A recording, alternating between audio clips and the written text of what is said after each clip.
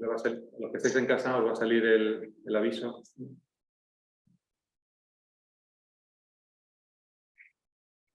Seguimos, estamos grabando. Otra de las cosas que se aprovechan, que se utilizan mucho en la comunicación en redes sociales, es que tenemos una percepción muy selectiva. Digo, esto es anterior, en realidad no tiene que ver con lo digital, pero se utiliza en lo digital, que es lo que en inglés llaman el confirmation bias, ¿no? Que tenemos un sesgo de confirmación que ciertamente se intensifica más en las redes sociales por estas estrategias que utilizan de perfilamiento, de profiling, digamos, en inglés, ¿no? Que nos ofrecen información que confirma nuestro sesgo ideológico, nuestro sesgo de las ideas que tenemos y creencias que tenemos en general. Y por lo tanto, esto es más fácil que consumamos información de lo que ya pensamos y que no nos rete, digamos, a los pensamientos que tenemos. Pero incluso la información que sí que nos reta, está ya muy estudiado que solemos pasar de ella, ¿no? Solemos despreciarla. Por supuesto, esto no es un problema solo de la derecha, es un problema general. En ese sentido he puesto debajo y horrible numérica, porque también a veces vamos a hablar del tema de las emociones y de los sentimientos, la pasión y tal, y se contrapone a lo racional y a lo objetivo. Y aquí creo que tenemos que tener cuidado, porque muchas veces en el discurso político lo objetivo se intenta a través de lo numérico, y la percepción numérica del ser humano también es peculiar. En este caso a mí me gusta mucho el trabajo de los Slovich, si lo habéis leído, son padre e hijo, que se llama Numbers and Nerves, y bueno, ahí demuestran que manejamos fatal los números, y la comunicación en números nunca es, ponen el ejemplo, por hacer un ejemplo rápido, de que si a una persona le dices que si da dinero para salvar a otra persona, a una persona, normalmente accede, y si son a dos personas, accedemos menos, y si son un millón, ya no accedemos, porque tenemos una relación con los números particular, no racional, no matemática, ¿no? Pues muchas veces, como lo comunicamos, cosas que están pasando en números, no está recibiendo como lo recibiría un matemático. Tengo que tener eso un poco en cuenta.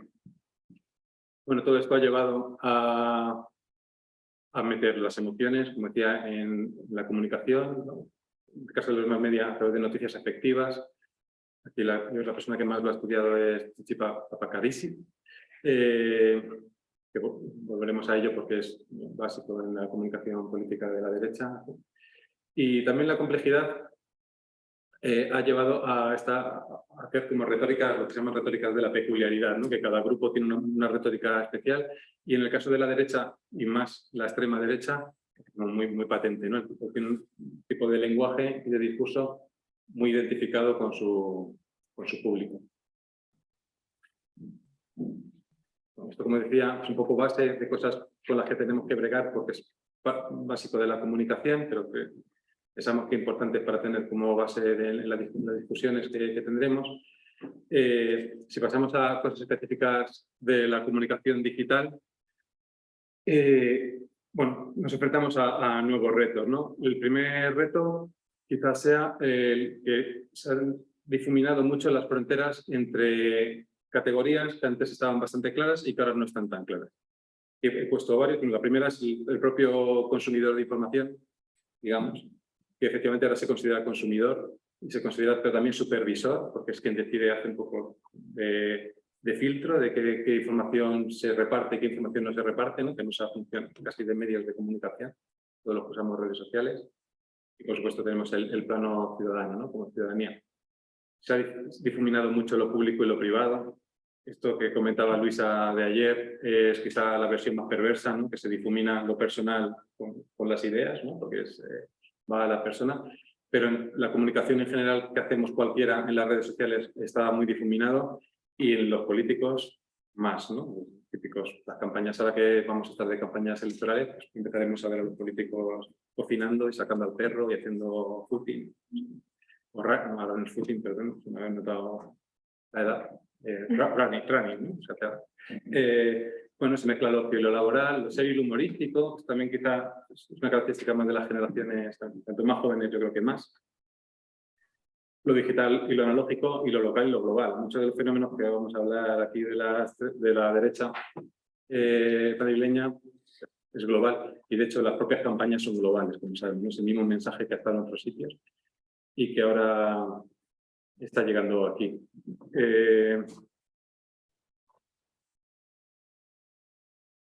Bueno, en esta casa de la atención se dan varios fenómenos también específicos de las redes sociales.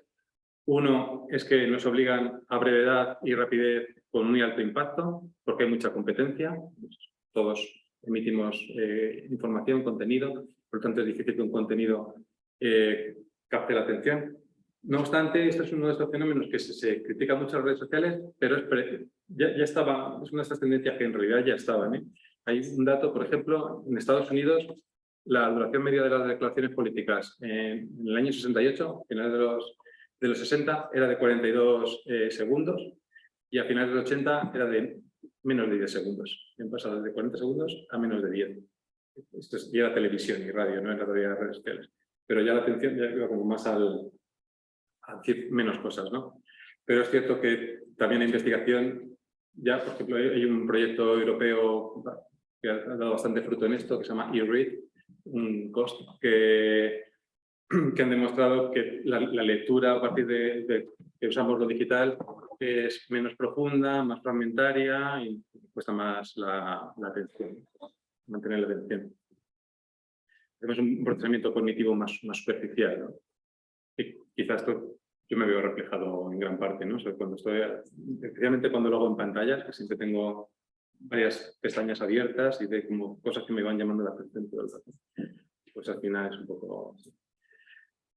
Bueno, la triada famosa de Aristóteles, ¿no? Del pathos, el ethos y el logos, pues claramente ha habido una descompensación hacia el pathos, hacia las emociones, en todo caso el ethos, que sería los valores, y hemos dejado de lado, se deja de lado en el discurso político el mundo de las ideas, ¿no? Esto es lo que Lakoff habla de hipocognición, el discurso político, que favorece claramente la polarización, que es uno de los temas que más vamos a hablar, que hablará enseguida Laura. Esto se debe a que las emociones son más eficaces a la hora de conseguir captar nuestra atención y tener un impacto inmediato, ¿no? Que es lo que se busca. Curiosamente, especialmente las emociones negativas. Pues esto es una cosa que a mí me sorprendió mucho cuando leí los primeros estudios que hablaban de esto, que como que somos por defecto optimistas.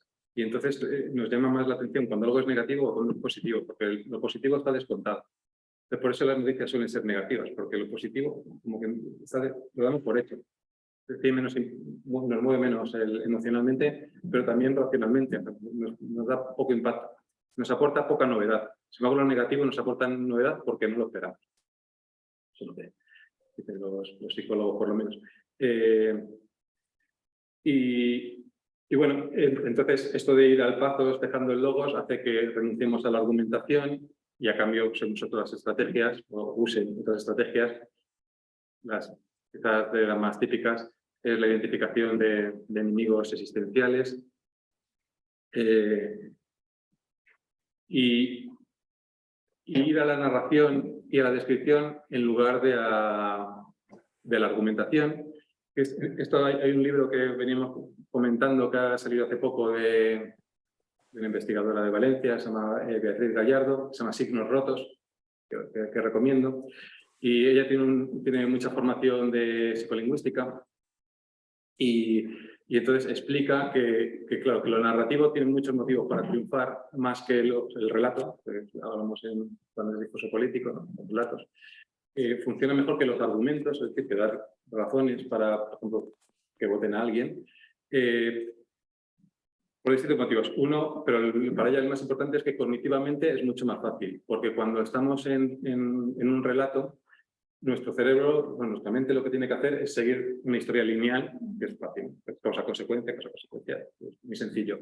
No, cuando estamos argumentando, incluso quien está haciendo la argumentación, tiene que seguir como dos líneas paralelas, porque está como la argumentación y la autorrefutación, todo el rato en la cabeza, ¿no? Tiene que estar, pues, si lo pensamos lo sabemos porque es lo que hacemos cuando argumentamos, ¿no? Cuando estamos discutiendo.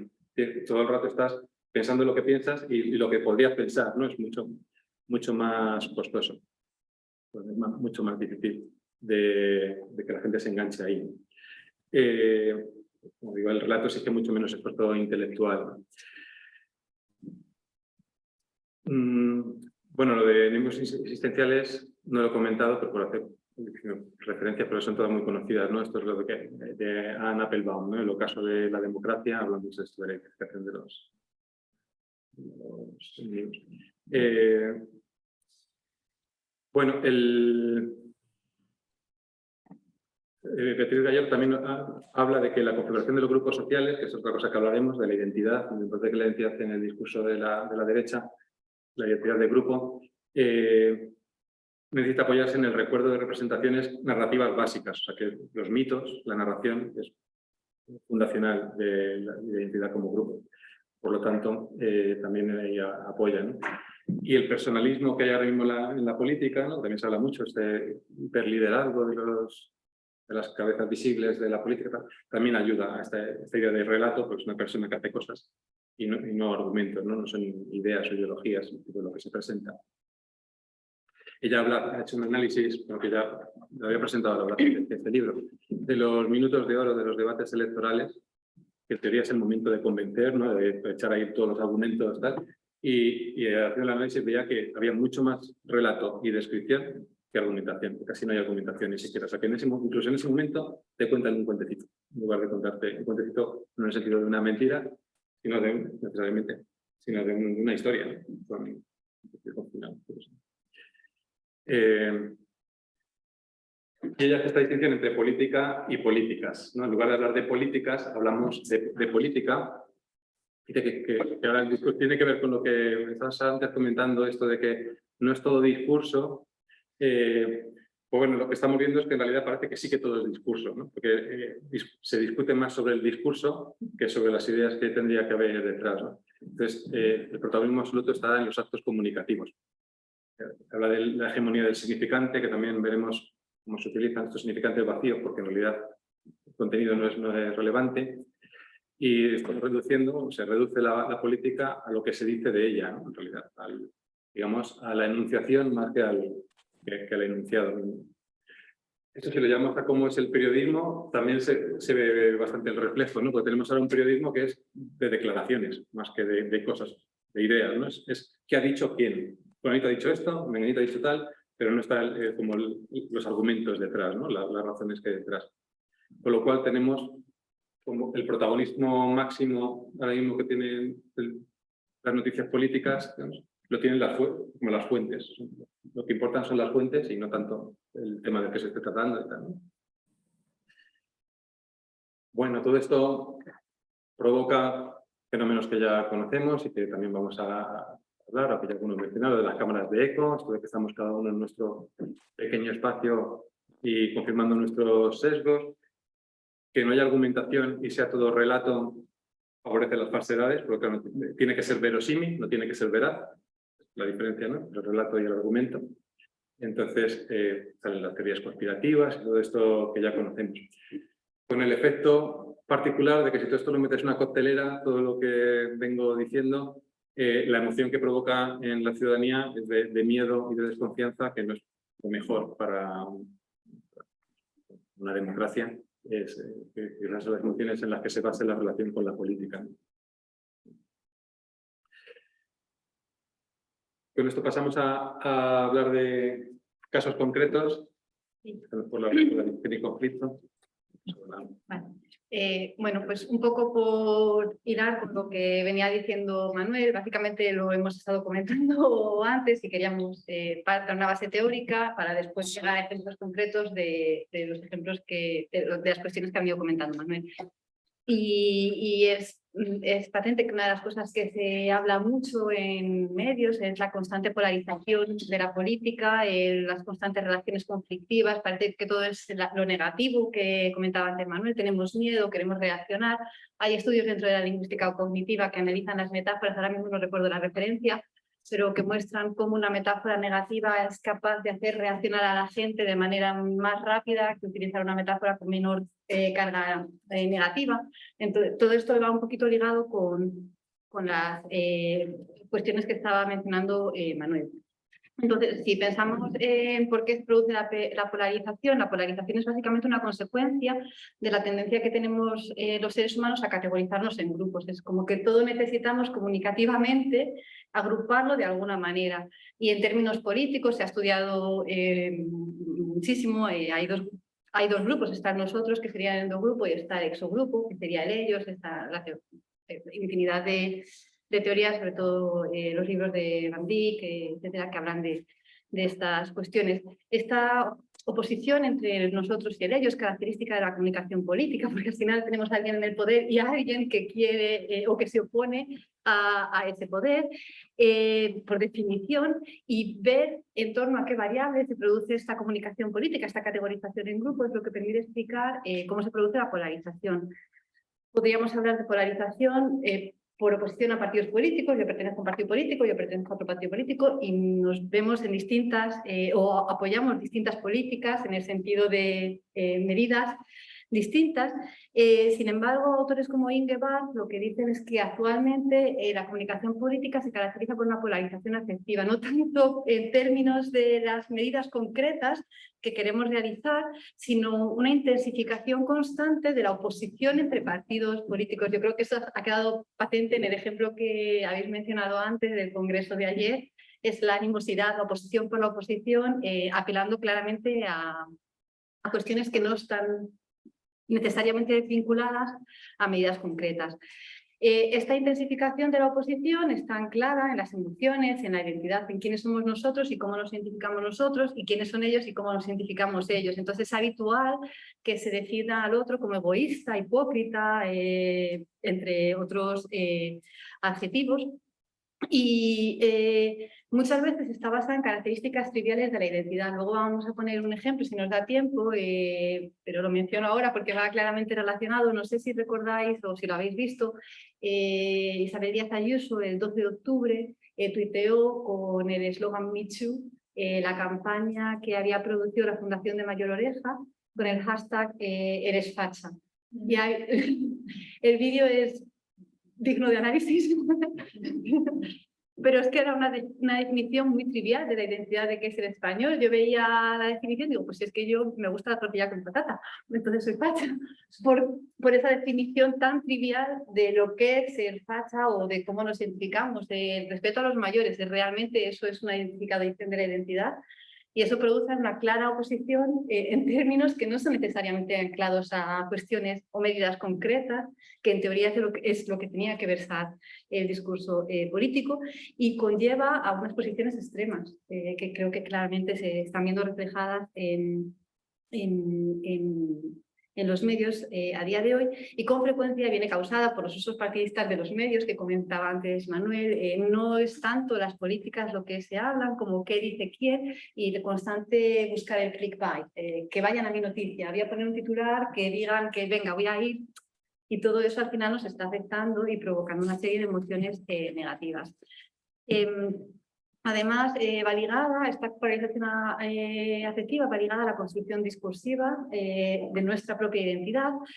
Los estudios de la construcción discursiva de la identidad y la construcción discursiva de los conflictos vienen en principio del origen de los análisis de la conversación, cómo interactuamos unos con otros, cómo utilizamos la cortesía o intentamos dirigirnos de una manera u otra, pues conlleva una determinada relación con otro que puede ser conflictiva o no conflictiva. En esa dimensión interpersonal, si yo digo algo por favor, no es lo mismo que si hago un ataque personal, porque estoy utilizando estrategias de cortesía diferentes. Además, podemos representar de manera diferente lo bueno o lo malo de lo otro, y esto que se produce en pequeñas construcciones en la conversación se amplifica por las propias cámaras de eco, por los propios algoritmos, por la afiliación ambiente que se ha estudiado dentro de los discursos de Twitter en el uso de las redes sociales. Entonces, todo se magnifica porque los usuarios son más que en una conversación. Además, va ligado a la construcción de la identidad que mencionábamos antes, del nosotros, el ellos, que se ha descrito, bueno, es una representación, hemos recogido una representación del cuadrado ideológico de Van Dijk, la representación negativa del ellos con la representación positiva de nosotros, en que petitamos lo negativo del ellos, lo positivo de nosotros y minimizamos lo contrario, lo positivo de ellos y lo negativo de nosotros. Sin embargo, Beatriz Gallardo, en el libro del 2018, en el de, no recuerdo el título, soy horrible con los títulos, no me acuerdo de los títulos, en Pseudopolítica, habla de una minimización, incluso una desaparición de esta última parte de lo que es lo positivo y lo positivo de ellos y lo negativo. Ya directamente se silencian los discursos, no está, y eso contribuye a captar las emociones, crear una identidad de grupo diferente, etcétera, etcétera. Y bueno, creo que podemos ir a los ejemplos, ¿no? Vamos a ejemplos concretos de cosas que hemos estado comentando un poco para... Sí, yo creo que es la parte como más interesante. Bueno, hemos buscado ejemplos de significantes vacíos que mencionaba Manuel antes, de cómo se utilizan los discursos, se utilizan palabras. Creemos que el ejemplo más claro es el de la palabra libertad, que está utilizado en Madrid tantísimo, incluso en el eslogan de campaña, incluso en las fotos, no hemos puesto ninguna que estuviera con las fotos, creo, pero aparecía el eslogan libertad claramente, referencias a los otros como el postureo verde. Es curioso que un verde se utiliza ahí con una connotación negativa de ecológico y sin embargo vamos a ver que hay otros símbolos en el que lo verde tiene marcas positivas por la asociación a voz. Entonces es un significante vacío que aquí le significa un contexto. En función de lo que yo quiera decir, es positivo, es negativo y así lo utilizo y voy cambiando todos los significados en función del momento en el que lo esté utilizando. Hemos recogido también el ejemplo del sindicato Solidaridad, porque la palabra solidaridad tiene una connotación, una carga semántica muy positiva que se mantiene aun cuando yo la estoy utilizando para nombrar a un sindicato y no, la gente que nos dedicamos a la semántica cognitiva planteamos que esas connotaciones se mantienen en los distintos contextos y las interpretamos así, a pesar de que se conviertan o que sean significantes vacíos. Entonces nos pareció un ejemplo interesante para mencionar porque realmente estamos hablando de solidaridad o tiene otros usos en contexto. Hablábamos antes también de las características triviales en la configuración de la identidad del grupo. Las referencias a España, los españoles son constantes en las redes sociales. ¿Qué es España? ¿Qué son los españoles? El uso de los emoticonos, hemos recogido la bandera y hemos recogido el corazón verde, que aparecen con muchísima frecuencia y que además aparecen incluso en los... no me sale la palabra supporter, en aquellos que apoyan a seguidores. Bueno, es que no quería decir votantes porque asumimos que son votantes, pero bueno, un poco más allá. Seguidores de Vox que incluso los utilizan en su propio perfil para describirse, ya tienen una marca de identidad. Eso tiene dos consecuencias en las redes sociales. Por un lado, se crea una comunidad de práctica. En términos sociolingüísticos, tenemos una comunidad de práctica de usuarios que utilizan los mismos símbolos que se repiten. Y eso amplifica el mensaje porque se está repitiendo constantemente ese mensaje. Y eso contribuye a crear lo que en inglés llaman ambient affiliation, que es un término de Michel Zapaviña cuando habla de la comunicación de Twitter, crea una afiliación a ambiente. Si yo utilizo un hashtag concreto, si yo utilizo unos emoticonos concretos, si yo repito esta serie de significantes, no solo amplifico mi mensaje porque llega más lejos, sino que además me estoy identificando de manera ambiente con esos usos discursivos y por tanto pertenezco o me creo pertenecer a un determinado grupo social. Hay otros usos que son propios de la ultraderecha, como las referencias a las fuerzas de seguridad, que identifican con los símbolos y que con los acrónimos y que conocen y que marcan con mucha frecuencia el uso de algunos eslogans, la España vacía, la España que madruga. En el ejemplo que estaba recogido aparece Viva España, pero hay una serie de marcas discursivas que repiten constantemente en estos usos. Y bueno, recogíamos ahí, pero lo hemos mencionado antes, el ejemplo del vídeo de Isabel Díaz Ayuso, que además es curioso porque ella se refiere a ese vídeo como Me Too, que en mi cabeza, por ejemplo, evocaba el discurso feminista y recontextualiza, que es algo muy habitual dentro de los discursos de las redes sociales de la extrema derecha, la recontextualización de símbolos de la izquierda a los que dotan un nuevo significado y cuyo mensaje amplifican. Yo creo que ya, en estos ejemplos, ¿no? Pasa lo siguiente. Vale, habíamos identificado otras marcas que también eran habituales, que era la creación de realidades alternativas, no solo en las referencias a los otros, en los nombres que dan a los otros. Con frecuencia Isabel Díaz Ayuso se refiere a la izquierda como la ultraizquierda. ¿Realmente toda la izquierda es ultra o la estamos presentando como ultra a través del uso lingüístico? O la referencia al golpismo que hace constantemente Vox en sus discursos. Realmente Cataluña ¿se puede hablar de un golpe de Estado en Cataluña o estamos recontextualizando un uso de otro significante y dándole un nuevo significado?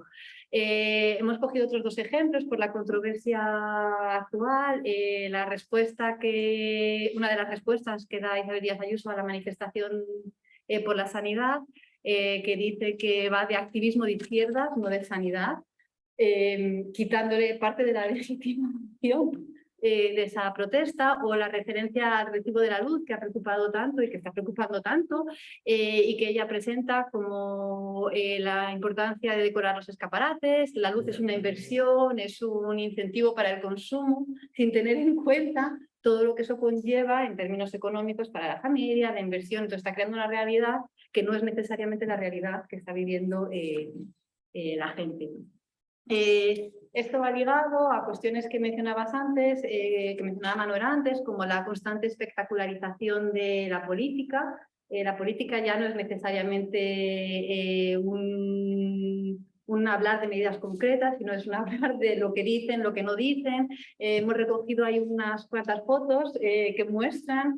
Yo no me planteaba un político con esta serie de fotos en los grupos de esa manera, o un ejemplo en el uso de la lotería para luego recontextualizarlo, pero no hablamos de las medidas concretas, sino que estamos una vez más creando espectáculo a partir de una serie de discursos a través de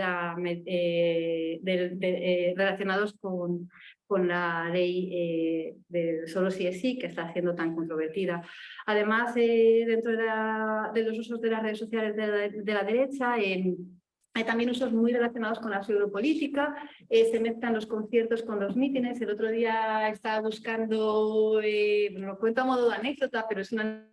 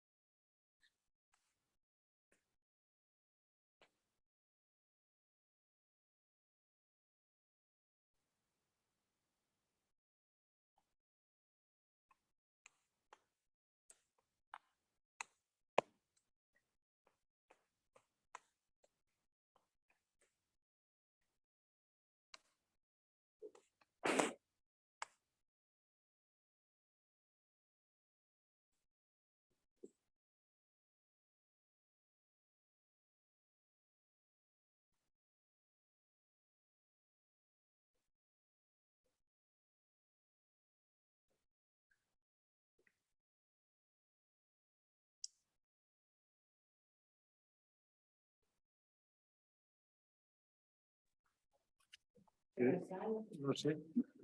Ahora creo que hemos vuelto, ¿no? ¿Hemos vuelto? Sí. Sí. Ahora. Pero creo que no está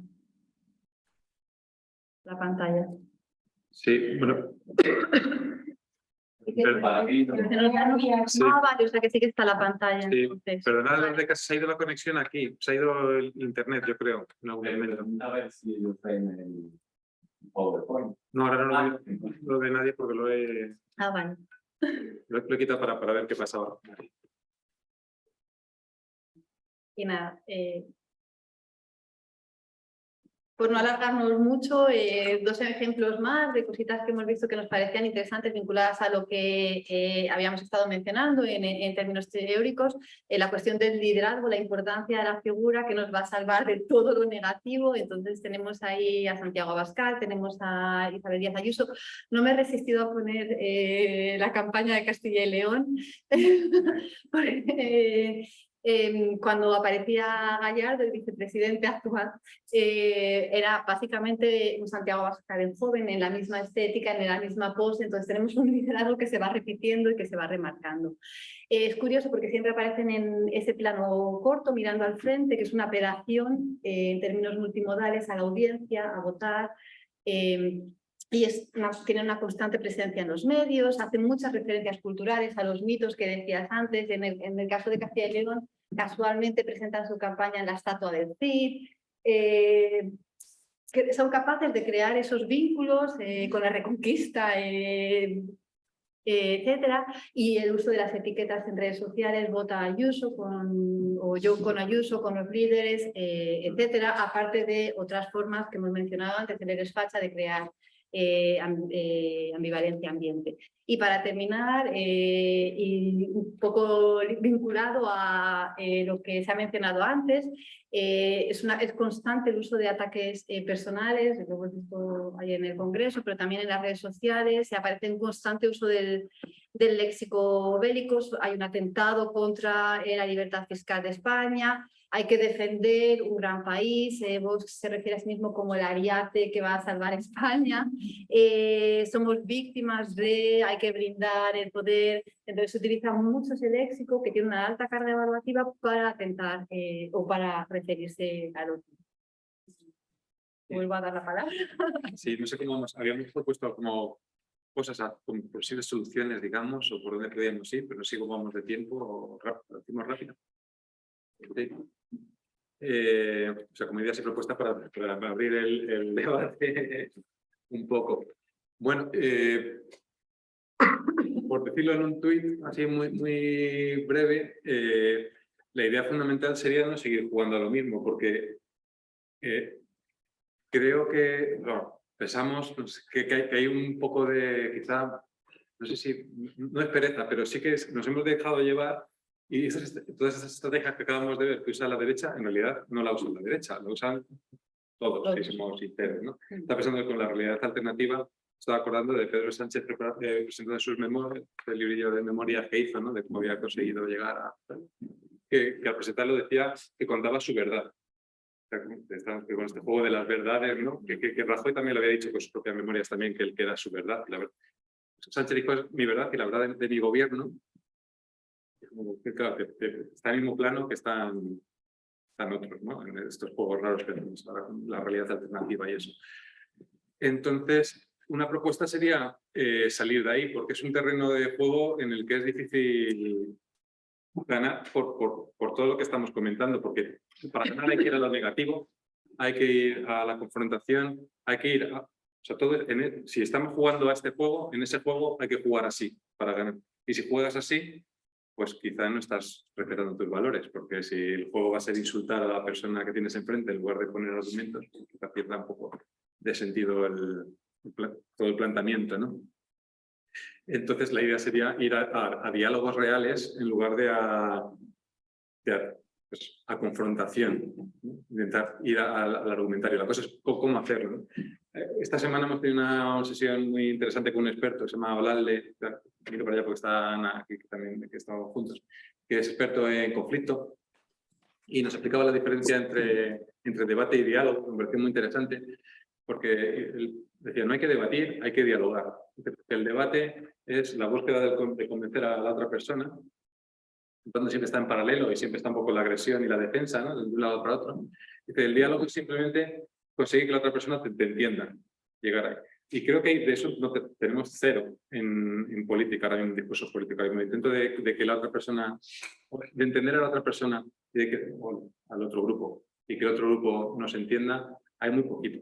Y creo que son son planteamientos en los que sería más fácil avanzar que en un planteamiento de confrontación que yo creo que está ya perdido de antemano.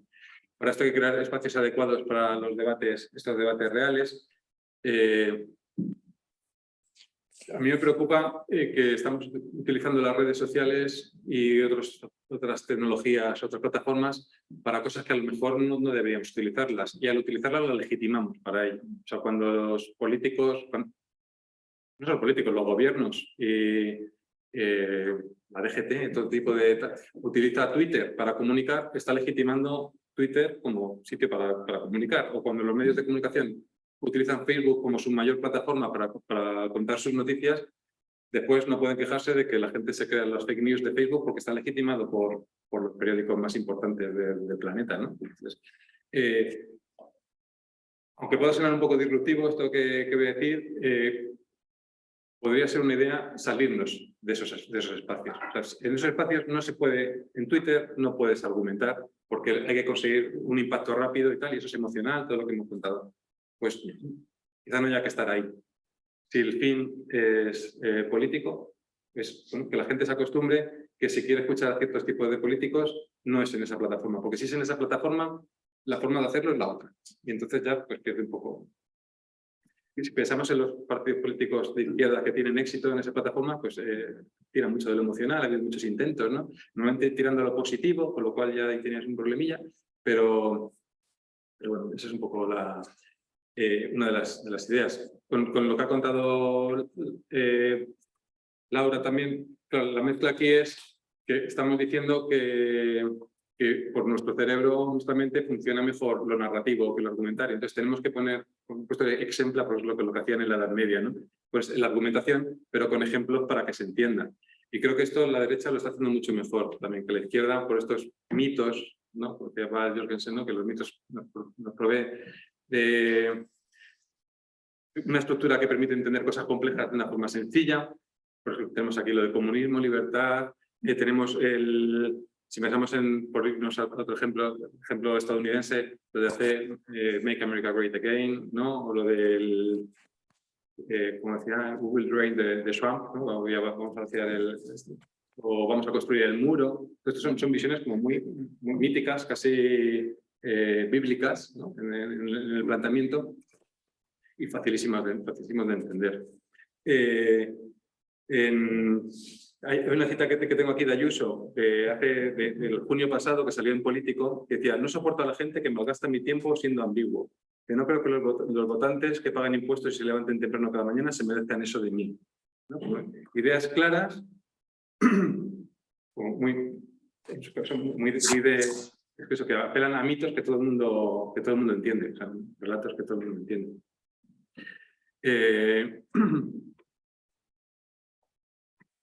Pues un poco sería salirnos de los espacios, quizá, aunque sea un poco paradójico en una charla sobre las redes sociales de la derecha, y puede parecer un poco una rendición, pero yo pienso que quizá no es tanto una rendición, sino reajustar, ir a un terreno de juego donde sea más posible la victoria, que en ciertas, porque sabemos cómo funcionan las redes sociales, sabemos que ahí es muy difícil trabajar de otra manera.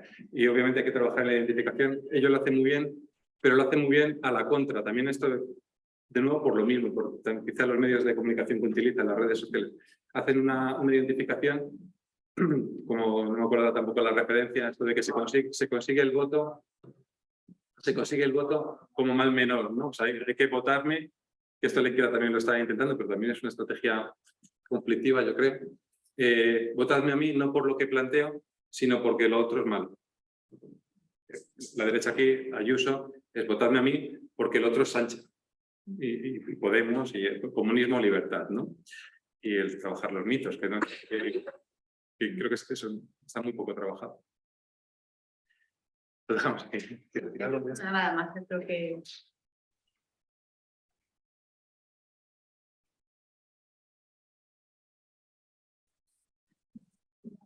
Bueno, muchísimas gracias. Nos dejamos aquí. La verdad, no sé, otros días que hemos hecho. Yo creo que desde ahí se les oye a ellos. Aquí yo igual no movería nada. Vamos a hacer una prueba y preguntamos. Preguntar si...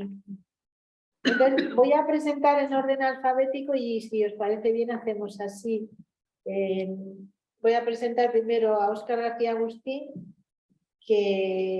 con quien hemos trabajado. Es que le pedí su presentación y me dice antiguo discípulo de los cursos de doctorado de la UAM. Y bueno, ahora es catedrático en Democracia y Cambio Social por la Universidad de Aalborg en Dinamarca y coordinador del grupo de investigación DEMOS, y que trabaja actualmente en un proyecto titulado Geografías del Populismo. Nosotros hemos trabajado mucho con Óscar en movimientos sociales y también dentro de MISO, etc. Jorge Gaup, que es politólogo, es doctor en estudios culturales ibéricos en Princeton y trabaja en el Centro de Estudios del Museo Reina Sofía. Y con relación a la temática de lo que estamos tratando estos días, es autor con Germán Labrador de Unboxing Box, que es una lengua de la extrema derecha populista, que es un artículo que ha rondado por nuestras sesiones en otros días, ¿no? Y en tercer lugar presento a Germán Labrador, que es catedrático de la Universidad de Princeton en excedencia y director de actividades públicas del Museo Reina Sofía, y que está también interesado entre lenguaje, cultura e historia. Y es para mí una de las claves de los estudios de la transición española. Esto lo pongo yo. Y Paola Requeijo, que es profesora de la Universidad Complutense, ha sido también asistente a estos seminarios y una de las colaboradoras. Y es especialista en comunicación política y sobre todo trabaja sobre el discurso de la extrema derecha radical, populista, perdón. Y en los últimos años se ha concentrado más en el estudio del discurso de Vox desde una perspectiva semiótica. Y trabaja también en las cuestiones relacionadas con la representación mediática de los partidos políticos. Entonces vamos a dar la palabra, si os parece, en este orden. Óscar, ¿no? Empezaría online. Con Óscar. Pues Óscar, cuando quieras. Hola, ¿qué tal? ¿Se me ve y se me oye? Perfectamente, Óscar. Hola. Muy bien, bueno, gracias por la invitación, encantado de estar ahí virtualmente. Y bueno, gracias por la presentación, ha sido muy estimulante y muchas cosas para pensar. O sea, no sé si decir algo de lo que había preparado un poquito o bueno, casi tengo más ganas de comentar lo vuestro, pero bueno, voy a intentar hacer algo sobre lo que había preparado muy corto, porque me dijo Manuel que unos 5 minutos o algo así. Y luego más encantado de saludaros también a Luisa también, que hace mucho que no nos vemos. Pero sí, quería comentar algunas cosas, ¿no? Que habéis mencionado, habéis hecho varias referencias a la obra de Beatriz Gallardo y un concepto que a mí me parece muy interesante para trabajar, ¿no? Todo este tipo de nuevas problemáticas del discurso es la idea del desplazamiento discursivo, que introduce para cambiar cómo nos hemos movido de un discurso político en el que predominaba la deliberación, la argumentación, la búsqueda de acuerdos, a un nuevo modelo que está mediatizado a través de las redes sociales y del mundo online, y que implica una fragmentación del discurso político, pero también una imprecisión sobre qué tipo de discurso político se está produciendo, y eso lleva a hablar de varios de los fenómenos que habéis comentado, ¿no? Desde eso, la espectacularización y este tipo de fenómenos asociados a este nuevo tipo de discurso. A mí esta idea de desplazamiento discursivo, como decía, me parece bastante importante. Igual me parece un poco matizable la idea de que antes de las redes sociales el discurso político era solamente deliberativo o argumentativo, ¿no? Ha habido una parte siempre emocionada, ha habido siempre una parte de distinción entre el adversario, el enemigo y el nosotros. Yo creo que hay mecanismos que han existido siempre, ¿no? No creo que haya sido la deliberación el único objetivo de lo político. Pero en este sentido, pensar como lo político y las redes sociales como parte de la esfera pública, ¿no? Me parece también interesante en sí, ¿no? Si las redes sociales contribuyen o no a potenciar una esfera pública plural o no. Y que Manuel concluía, ¿no? con esa idea de salir de las redes sociales, que es un poco casi una visión o una contestación a lo que pueden contribuir las redes sociales o no a la esfera pública. Pero si pensamos en los partidos políticos actuando en redes sociales, yo creo que hay dos maneras, ¿no?, de percibir su contribución a la esfera pública, ¿no? Una que ya la habéis mencionado en la presentación, que en lugar de pluralidad o de aumentar la pluralidad de la esfera pública, nos estamos moviendo a un modelo más de polarización o a un modelo más polarizante, ¿no?, más que de polarización, porque no es que haya una división simétrica entre grupos, sino que hay actores que tratan de polarizar discursivamente el panorama político, ¿no? Y esa parte de pluralidad junto a polarización también es complementada por otra que sería lo que Fraser llama, ¿no?, los contrapúblicos, ¿no?, que ya sí serían como esas esferas más de reflexión, más asociadas con movimientos sociales, ¿no?, en la que uno tiene espacios para discutir o no discutir, pero con espacios para proponer alternativas, generar identidades con personas o individuos con los que uno está de acuerdo, ¿no? Y cómo eso sirve para gestionar identidades alternativas. Los contrapúblicos, aunque siempre se han asociado tradicionalmente a posturas progresistas, últimamente han tenido un giro, ¿no?, hacia la extrema derecha o la ultraderecha, en la que también hay grupos, ¿no?, que utilizan los contrapúblicos para fomentar o generar sus ideas. Y en este sentido me parece la estrategia, ¿no?, por ejemplo, de Vox en la Comunidad de Madrid, que tuvo en redes sociales, ¿no?, que aparte de que abrió TikTok como un canal para buscar el target, ¿no?, del votante juvenil, esa diversificación del discurso. Pero también parece interesante que, aparte de usar las redes que también legitiman las redes más tradicionales, también abrió su cuenta en Gap, ¿no?, para potenciar lo que sería un espacio más cerrado en el que hay menos seguidores, pero en la que los que forman parte de esa comunidad son los hooligans o el grupo más duro, ¿no?, de Vox. En ese sentido, yo creo que también es interesante esa diferenciación, que forman parte, ¿no?, o intentan polarizar la esfera pública por un lado, pero por otro lado no renuncian a crear contrapúblicos de ultraderecha o extrema derecha, en la que se produce una identificación más fuerte. Un segundo punto que yo creo que es interesante también en vuestra presentación, ¿no?, cuando habláis de la derecha y habláis de Ayuso y de Vox, ¿no?, es otro fenómeno conocido en Europa, ¿no?, es como la derecha o la ultraderecha se ha hecho mainstream, ¿no? Y hay una especie de no sé cómo se dice, hacerse mainstream del discurso de la derecha. Y el caso de Ayuso es claro, ¿no?, porque casi podíais reemplazar ejemplos de Ayuso con los de Vox. No está igual desarrollado en todos los países, ni siquiera en todas las comunidades en España, pero sí que hay casos en los que en que la extrema derecha tiene un discurso que ha sido apropiado por la derecha, o lo que se llamaba antes el centro derecha. Y yo creo que las redes sociales contribuyen, ¿no?, a esa ocupación o ese desplazamiento hacia el espacio de la ultraderecha. La simplificación del discurso, el uso de imágenes, de símbolos, permite más fácilmente asumir un espacio de la ultraderecha e intentar todavía mantener una posición de centro derecha dentro del discurso más tradicional político. Y otro punto que ya lo habéis comentado, ¿no?, y lo comentaba también Manuel al principio con lo del público y lo privado, ¿no?, es el personalismo dentro de la política, ¿no? Por ejemplo, en el uso de las cuentas de Instagram, en el caso de Ayuso, de Vox, comentabais el caso ¿no?, de Castilla y León, ¿no?, en el que el líder, cómo se encarna en la figura del líder, pero luego también como Instagram ofrece imágenes así más cercanas o próximas en el que se ha difuminado lo que es la imagen pública de la imagen privada. Yo creo que ese personalismo permite lo que también comentabais de la identificación afectiva, en lo que el discurso no solo representacional, sino que hay una parte de generación de vínculos afectivos a través del discurso de las redes, y eso, ¿no?, la difuminación de lo público y lo privado. Y solo para concluir, una última reflexión cuando hacemos el análisis del discurso sobre redes sociales, es el volver al discurso fuera de redes sociales, ¿no?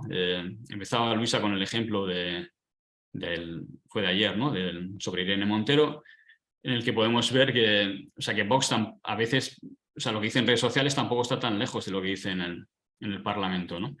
lo que cambia es las condiciones de producción del discurso. Cuando Vox dice ayer en el Parlamento algo que provoca rechazo porque las normas o las condiciones en las que se produce el discurso parlamentario no aceptan ese tipo de descalificaciones, entonces se produce ese cierre, ¿no?, contra Vox. Eso no pasa en redes sociales y no pasa sobre todo en las redes sociales, las que tienen cabidas posiciones más extremistas. Pero yo creo que hay una continuidad en el discurso, y esa continuidad también yo la diría mirando no a la derecha sino a la izquierda. En la campaña de Madrid, si miramos el Más País, ¿no?, que yo creo que tuvo una buena campaña en redes sociales, y Podemos, Unidas Podemos, que también tuvo una buena campaña, yo creo. Pero si podemos ver, lo que fallaba en aquel momento no es la campaña de redes sociales, sino que es la conexión entre el discurso político o las prácticas políticas de Más País acompañadas de la estrategia de redes sociales con la de Podemos, ¿no?, que mostró ser bastante limitada, ¿no?, en la hora de a través del uso de redes sociales, de revertir o conseguir que el discurso fuera más eficaz, ¿no? Entonces, tampoco hay que olvidar que las redes sociales generan dinámicas, pero no provocan solamente la difusión de un discurso que vaya a haber un cambio político, ¿no? Yo creo que hay que ir y volver al discurso del parlamentario, al discurso de las conferencias de los partidos, y ver las redes sociales como una especie de dispersión, ramificación del discurso de la derecha, que hace que los discursos sean más incoherentes, más fluidos, pero también más difíciles de analizar y quizás por eso más interesantes. Yo creo que con esto puedo terminar ya. Gracias.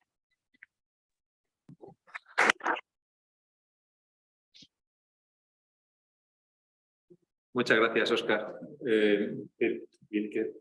Estaba pensando que a lo mejor es raro que no se os vea mientras habláis, o porque es ¿Hay una cámara o...? Es una cámara, sí. Sí, vamos a ponerla bien. O sea, que fluye más. Puedo poner aquí también donde chicas, basta que puedo ir a Es que se lleva el mando. Sí, bueno, yo creo que vamos. Igual por ese lado, puedo poner aquí en una silla y así no tenéis que claro, así me ven y os ven a vosotros. Vale, espera, voy a poner un tiempo. Eso hace un minuto, ¿verdad? Vamos. Más o menos.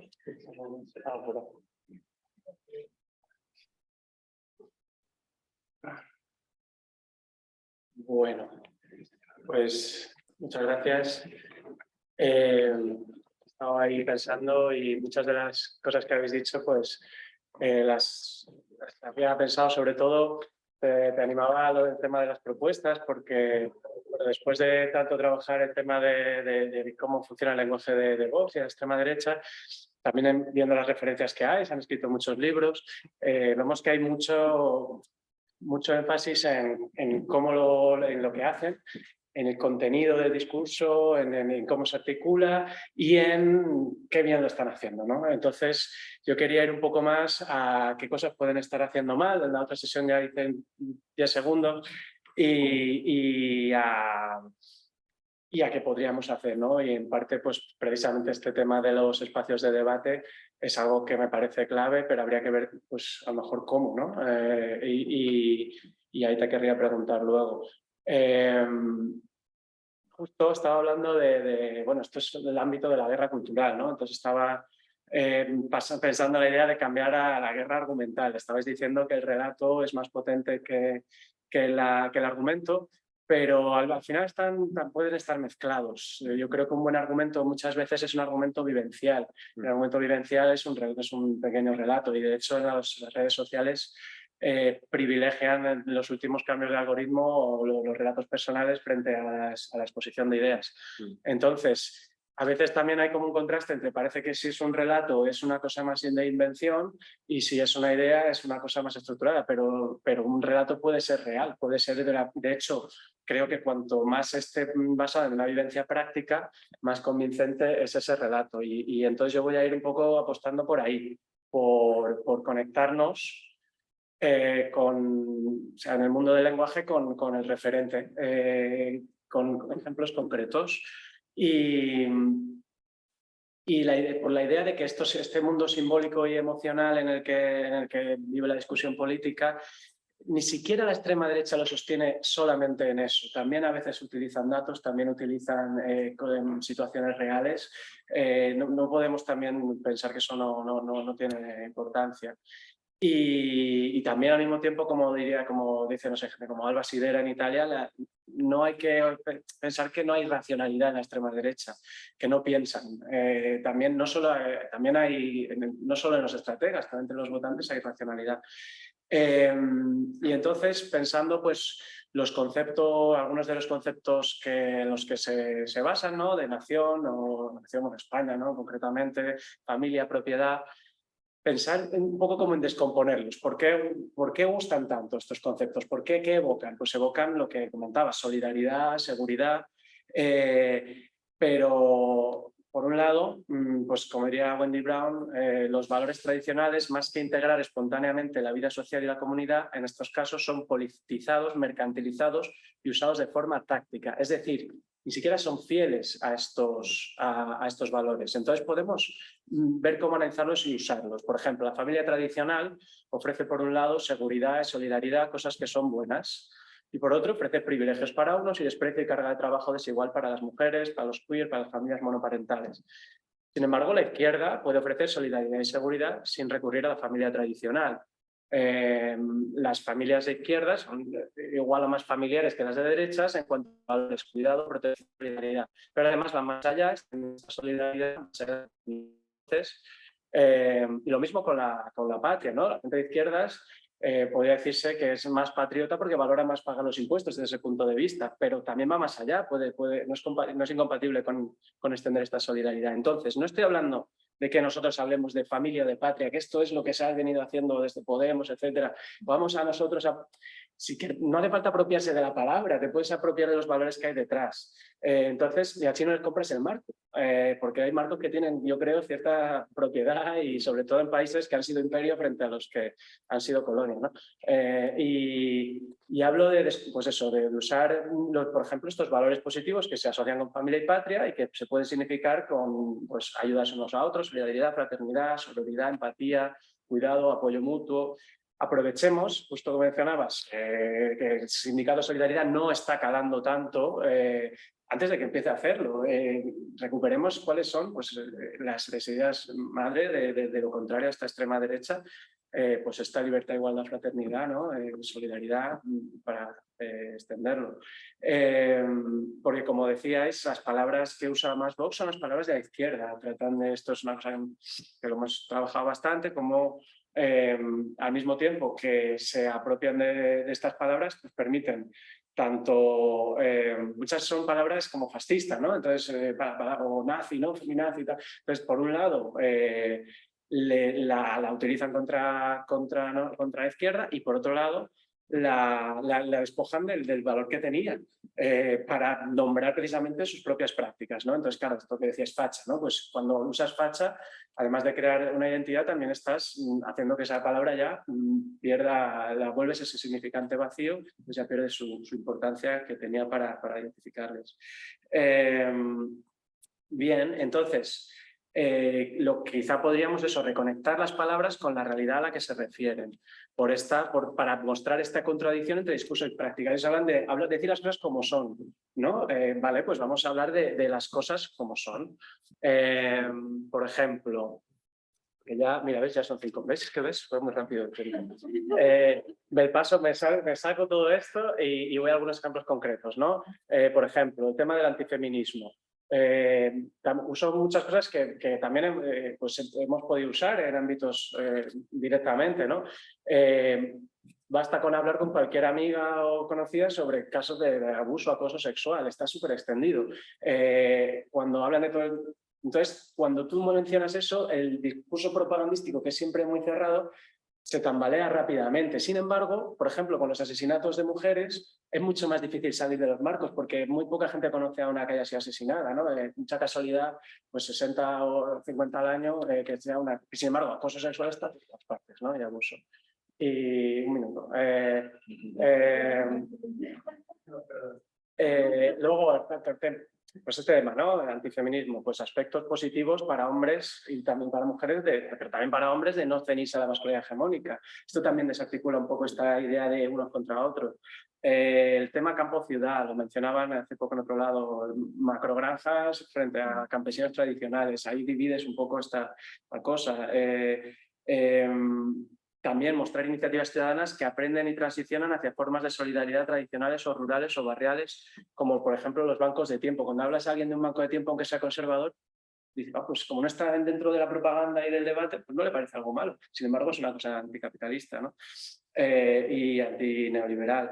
Migración, bueno, ahí sí lo sé, para mí en muchos ámbitos, pero también, sobre todo en el tema de migración, los espacios de debate, incentivarlos y intentar que sean presenciales, debates plurales, incluso, yo diría incluso obligatorios, de alguna manera, en lugares, en barrios, en espacios, porque eso da voz a la ciudadanía cara a cara, contrarresta la propaganda y además su argumentario sobre la falta de voz.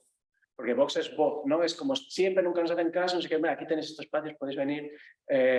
Y, por supuesto, con unas normas, poner simplemente que hay unas normas para todos, para todas, de cómo debatir para buscar este diálogo que mencionabais y no tanto una confrontación. Esto se hace en los institutos, se hace en muchos sitios, se hace en asociaciones, no es una cosa tan rara, solo sería extenderlo. Y al mismo tiempo, por fin, dar voz y cara a las personas migrantes que están excluidas de todo este debate en gran medida. ¿Cuántos políticos, cuánta gente, no? Y luego ejemplos contraintuitivos, la parroquia San Carlos Borromeo en Vallecas, que acoge a migrantes ilegales, catolicismo vinculado, ¿no? Bien, y ya esto me lo dejo que es mucho tiempo.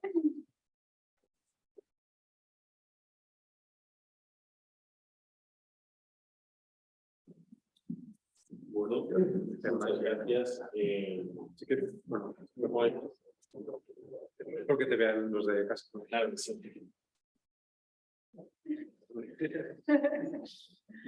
Lo que voy a poner el móvil por aquí. Vale, pues nada, sí, muchas cosas, ¿no? Y bastante difícil de solucionarlas en un ratejo. Quizás además hay cosas que no tienen solución, ¿no?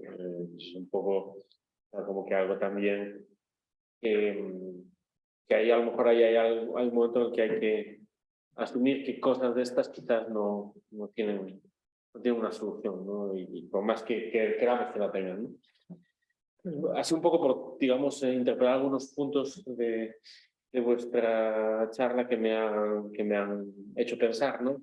Bueno, por un lado, cómo todavía habitamos, ¿no? La ficción de una política irracional, una política racional, de una comunicación política racional, no emocional, no intensificada a través de los afectos, guiada por información, por objetivos, ¿no? Una política de objetivos frente a una política de emociones, ¿no? Que es algo, pues claro, que es una herencia liberal de la conversión representativa de la democracia, ¿no? En un contexto donde seguimos habitando la democracia fundamentalmente como representación política, en el espacio mediático es donde se pueden, digamos, competir entre razones no distintas y las mejores razones acabarían imponiéndose, ¿no? Cuando pues, quizás no ha existido nunca. O sea, ese espacio de racionalidad política que estamos perdiendo, ¿no? Y la ansiedad a la que estamos asistiendo a lo mejor tiene que ver también con otras problemáticas. Es decir, como dicen los psicoanalistas, la angustia es el único síntoma que nunca es falso, nos damos cuenta, que nos advierte sobre algo que está sucediendo realmente, pero a lo mejor esa angustia no tiene que ver con la pérdida pues, de un paraíso mítico de la comunicación política y racional, sino con a lo mejor pues, otros cambios que están teniendo lugar, y sobre eso tengo alguna hipótesis. Luego es muy bonito también lo que comentabais, ¿no? Del uso de los números, del uso comunicativo de los números. Alba Rico tiene varios textos donde trabaja esta idea de la intensificación moral, ¿no? Vinculada a la singularidad, donde dice que un niño muerto es más, por ejemplo, que 100.000 niños muertos, ¿no? Porque hay algo de la singularidad irrepetible de una vida, de los afectos, de un contexto, que se preserva detrás de nuestra capacidad de conmovernos, ¿no? Por un caso concreto, por una vida concreta. Las estadísticas tienen que ver con la desmaterialización de la vida, con la deslocalización, con el, digamos, volver abstracto lo que políticamente se manifiesta como concreto, y las políticas de izquierda son políticas de lo concreto y de la situación, ¿no? Entonces eso también, digamos, le da una especificidad también comunicativa con la que tenemos que vincularnos, ¿no? O dicho de otro modo, hay una tensión entre lenguaje y mundo que tiene que en algún punto ser mantenida, y es una cosa que habéis tocado varias veces, que cuando la disonancia cognitiva entre lo que la propaganda nombra y la realidad se manifiesta es demasiado grande, no hay ninguna forma de propaganda que funcione, ¿no? O dicho de otra manera, una comunicación política, llamémosla de izquierdas, tendrá que establecer un pacto de verosimilitud entre comunicación y verdad, ¿no? Y yo creo que esto es un elemento, digamos, de toda la gente que hemos trabajado desde el giro discursivo y del postestructuralismo, pues hemos renunciado a una teoría de la verdad, ¿no? Una teoría de que una mundo y lenguaje. Y yo creo que esto es como pues, un punto sin el cual no hay manera de acuerdo. O dicho de otra manera, no hay propaganda de izquierdas, ¿no? Toda la propaganda es siempre autoritaria, es, por lo tanto, conservadora, niega, ¿no? Manipula. Pues, la estrategia de la comunicación basada en la propaganda nunca va a funcionar una agenda emancipadora, porque está de entrada negando la realidad, está enmascarando la razón discursiva de la izquierda, por llamarlo de alguna manera. La razón discursiva de la emancipación tiene que ver con el nombramiento colectivo de una verdad, y lo que definen las verdades típicamente es que no pueden ser dichas, porque están ocultas, están tapadas bajo tramas de poder, bajo tramas de interés, que hace que si se dicen produzcan unos efectos, ¿no? Si se dice, yo qué sé, por ejemplo, públicamente, ¿no? ¿Cuál es la trama, digamos, de intereses que financia pues, consensos políticos o consensos académicos que han sido muy fuertes? Bueno, la transición. Por ejemplo, decir simplemente que el discurso consensual de la transición y el papel modélico de una generación política o de la figura del monarca ha sido subvencionado con dinero público, y ese dinero ha servido para mantener de una manera artificial un consenso social construido, pues esto es difícil de decir. Públicamente genera tensión, no es una verdad cómoda.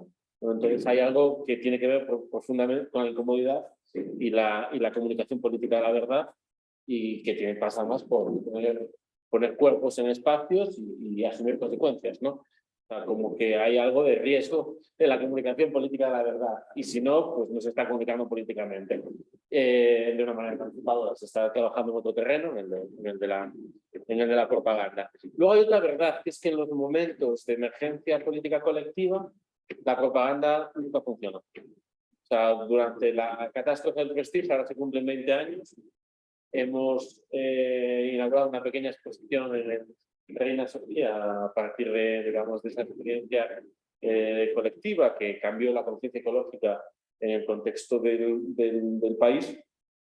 Os recomiendo que vayáis a verla, que me ha quedado muy simpática. En plena, digamos, durante los 2 años de protestas continuadas, por más que todo el aparato mediático estaba operando en términos de estímulo, de mentira, de esa realidad catastrófica, cuya evidencia estaba en las costas, ¿no? Las costas estaban llenas de petróleo, el mar estaba muriendo, el ecosistema estaba amenazado. Por más que los medios quisieran decir lo contrario, la evidencia material era una, la disonancia cognitiva era enorme, y por otro lado la movilización ciudadana hacía que las mentiras no operasen, ¿no? Y otro tanto podemos decir en el ciclo de protestas del 15M, ¿no? En el contexto del 15M, que se empeñase la...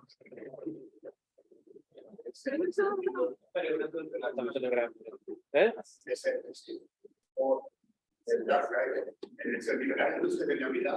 Bien.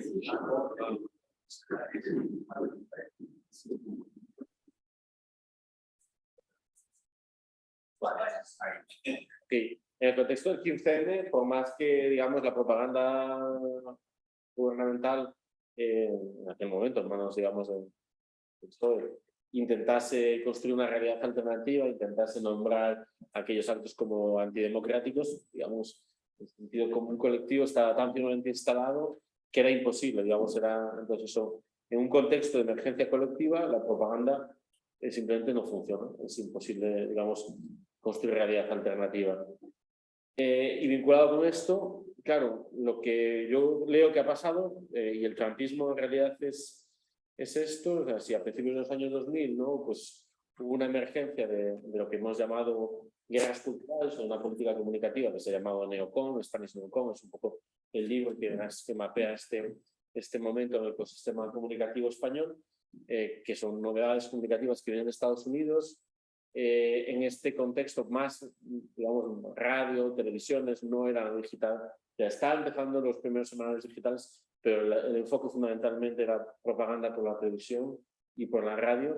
Ese momento basa el dispositivo guerra cultural, ¿no? Como espacio de polarización, ¿no? Que funciona en las claves que habéis perfectamente descrito. Después de eso hay un ciclo claramente, digamos, de hegemonía, un ciclo vinculado a la crisis del 2008, la respuesta global a esa crisis, Obama en Estados Unidos, después las primaveras árabes, ¿no? Toda la ola de indignación global, y el trumpismo emerge como una respuesta política conservadora a este cambio, ¿no? La forma de comunicación, unas redes que eran percibidas fundamentalmente como tecnologías de nombramiento de la verdad y de construcción comunitaria de razones, ¿no? Justo el punto contrario al que habéis descrito, ¿no? Hace 10 años las redes sociales eran comunicativamente lo contrario de lo que estamos nombrando aquí. Y en ese sentido hay otro fenómeno, y vuelvo al tema de la esfera pública liberal. Habermas habla en un momento dado de la esfera pública plebeya, como, cuidado, aquí hay este otro tema, de eso casi no habla, para eso ya tenemos a Rancière, ¿no? Que habla de que en realidad la irrupción de aquellos que no tienen voz en el espacio público cambia la esfera pública y es percibida como una irrupción siempre, digamos, no legítima, una irrupción, digamos, no plebeya, ruidosa, sucia, etcétera. Hoy en día volvemos estas irrupciones en los museos, ¿no? También como esta idea de que ha llegado la sociedad, o sea, el ruido, bueno, unas formas no legibles, ¿no? Los que comunicamos somos los que tenemos la razón, los que estamos entitled, no estamos legitimados para hablar en este espacio, los que vienen de fuera no. Y digamos, la captura mediática, la captura trumpista, vamos a llamarlo, de las redes de comunicación digitales en estas formas, yo creo que tiene un elemento de respuesta a esta irrupción plebeya colectiva mediática a nivel global a comienzos de los 2010, ¿no? Entonces hay algo de, ok, hagamos irrespirables ambientes. Corjillo en el artículo que habéis comentado, lo utilizamos la metáfora de las tabernas alemanas de la República de Weimar, ¿no? De repente el fascismo irrumpe en las tabernas a través de matones que hacen irrespirable el ambiente. Entonces los lugares donde la clase obrera estaba conversando sobre huelgas, derechos, socialismo, se hace imposible hablar porque te vas a tener que agarrar hostias con un tío que es más roto que tú y tiene más. Y aquí además que le pagan por hacer eso, ¿no? Entonces, algo semejante con todo el fenómeno de trolls, las granjas de trolls, tiene que ver con esto de hacer irrespirable el espacio donde eran posibles conversaciones en pie de horizontalidad, ¿no? Y para hacer esto se necesita muchísimo dinero y se necesitan muchísimos agentes, que es un elemento que es fundamental, infraestructural. Todo este proceso que habéis descrito muy bien no es un proceso natural. Comunicativo es un proceso de inversión tecnopolítica durísimo, con manuales de instrucciones, que es lo que hace que pase lo mismo a nivel global, fundaciones, equipos, tecnologías, empresas, de que no sabemos casi nada. Entonces quizás, o sea, tenemos que analizar solamente el discurso que produce, sino las infraestructuras que producen ese discurso. Y que en el caso concreto español, del trumpismo español, de nuevo esto se hace con inversión pública, es decir, se están gastando el dinero de los contribuyentes en financiar la cultura política comunicativa de Ayuso. O sea, medios como OK Diario, medios como Libertad Digital, se financian con dinero público. Y, digamos, con la desviación de caudales, nunca mejor dicho, porque tenemos aquí una cosa llamada canal de Isabel II, que es como la gran, gran vaca lechera que permite extraer, ¿no?, caudales de todo tipo y desviarlos y moverlos. Y en ese contexto es donde podemos tener un fenómeno comunicativo que creo que es importante recordarlo, está artificialmente construido, no es natural. Esa naturalización de la comunicación en redes en esa clave siempre nos borra, digamos, primero la historia de cómo el proceso, cómo hemos llegado hasta aquí, y segundo, la realidad de quién está sosteniendo eso, ¿no? Y bueno, vinculado a eso, también otro elemento que también es importante, no son las redes sociales, es el ecosistema mediático entero, ¿no? Es el cruce entre radios, televisiones, tertulianos, es todo un clima irrespirable y cerrado, y entonces, por un lado, efectivamente, es un tablero de juego donde siempre se va a perder, y donde entonces, claro, la paradoja, ¿no?, de decir, ¿qué hacemos? ¿No? Nos retiramos del tablero y entonces nos volvemos invisibles, o intentamos luchar en el tablero con una mano atada y pues abajo, ¿no? Pues ese es un debate que quizás no tiene solución, ¿no? Quizás habría que hacer las dos cosas, pero no tenemos fuerza suficiente. Entonces, bueno, la otra opción es la construcción de redes alternativas, medios alternativos, no pensar tanto en las técnicas de comunicación, sino en las infraestructuras de comunicación. Quizás lo que hay que hacer son otras plataformas, otras redes, o utilizar las que existen, las de software libre, o sea, como hay otras maneras de comunicar que hacen, pues, o sea, que hace que, por ejemplo, usar Signal hace 5 o 10 años era básicamente una cosa de conspiranoicos, ¿no? Y hoy en día, o sea, la ultraderecha está usando Signal, ¿no? Entonces, como por ejemplo, cuestiones como que tienen que ver con la, digamos, soberanía comunicativa de los ciudadanos en una época digital, pues por ahí hay también un amplio terreno para bueno, gracias.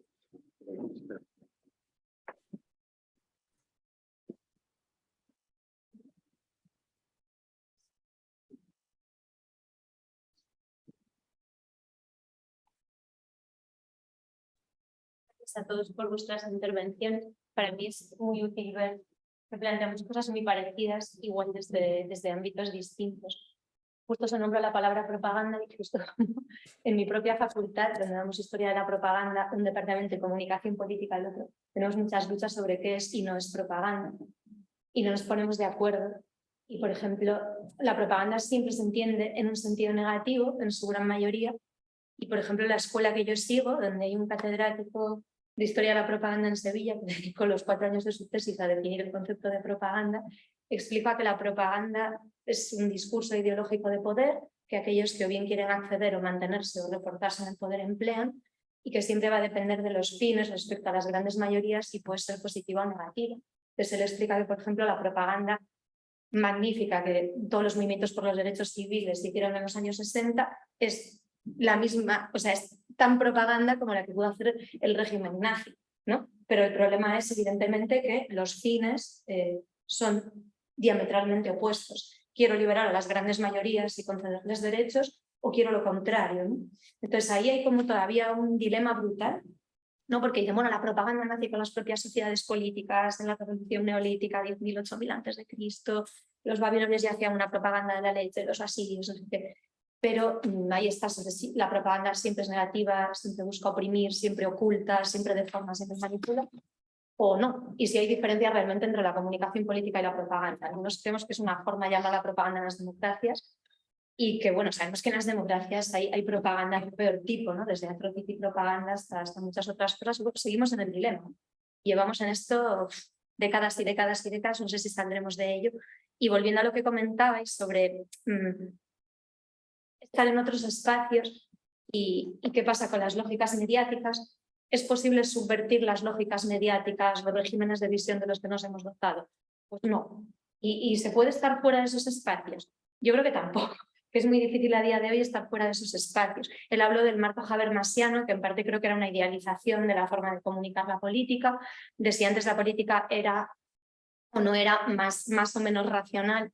Y pues en comunicación política estudiamos ya la campaña de la década de los 30 al gobernador de California, donde Frank Merriam del Partido Republicano pues aplastó a Upton Sinclair utilizando un montón de técnicas que a día de hoy están ahí. la política para mal se ha americanizado, en realidad es una estadounización de la política y las campañas negativas, la profesionalización llevada a cabo por agencias de publicidad y marketing, la emocionalización, espectacularización, es que está ahí ya, o sea, desde hace más de un siglo, y la televisión y las lógicas de la televisión implantan todo esto, el propio funcionamiento de la telerrealidad, que al final se va a acabar llevando todo por delante, las hibridaciones, todo eso está ahí. Entonces creo que es muy difícil subvertirlo, pero sí que creo que se puede utilizar en beneficio propio, tratando de cuestiones como, por ejemplo, el relato o la narratividad, porque al final somos animales narrativos. Entonces, bueno, llevamos contando historias desde antes de que desarrolláramos el lenguaje hablado, ¿no? Entonces, quizás lo que hay que tratar es de usarlo en beneficio propio y de tratar de hibridar también, porque yo no sé si hay esas separaciones tan claras, ¿no? Yo mismo explico en comunicación política otros pasos y luego y a veces digo, pero ¿realmente existe esa división?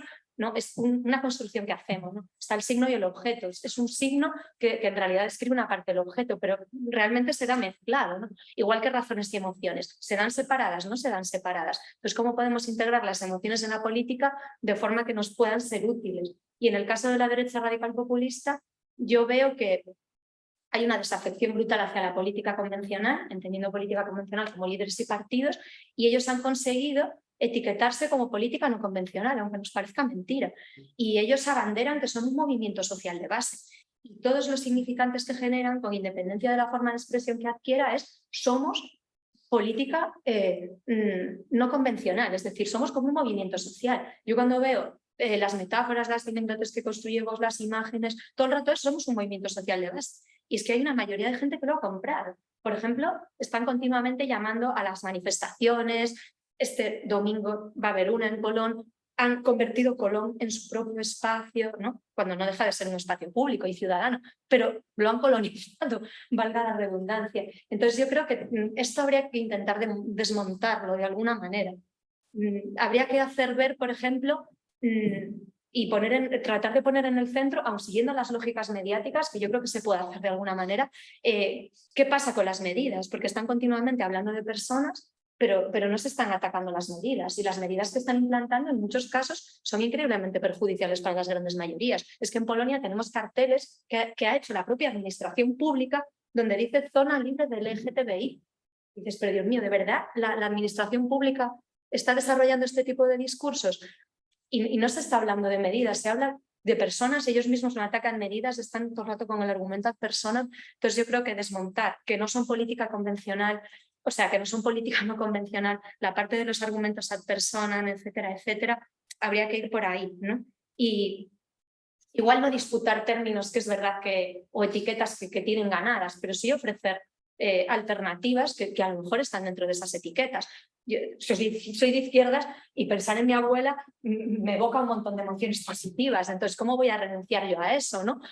¿Cómo voy a renunciar a eso? Pero claro, habrá que proponer pues, conceptos de familia alternativos, aunque igual no digamos la palabra familia, lo que comentabas tú antes, y lo mismo, aunque sea difícil, porque a mí los nacionalismos pues, no es que me apasionen, pero con conceptos como patria, nación, etcétera, etcétera, que es que realmente es algo que ellos están llevando a su terreno, pero que puede ser muchas cosas distintas, ¿no? Pero lo están de alguna manera colonizando, ¿no? Ya estaba. Estaba, pero siguen en ello, porque por ejemplo aquí cuando se habló de la ley del matrimonio entre personas del mismo sexo, pues se puede entender que son una familia en muchos sentidos y que tienen que tener los mismos derechos que yo. Y eso están intentando que vuelva atrás, ¿no? En mi facultad el otro día hubo una persona que dio una charla contra el matrimonio entre personas del mismo sexo, es decir, ostras, ¿no? ¿Qué estamos haciendo? Ya no es conservar, es totalmente reaccionario.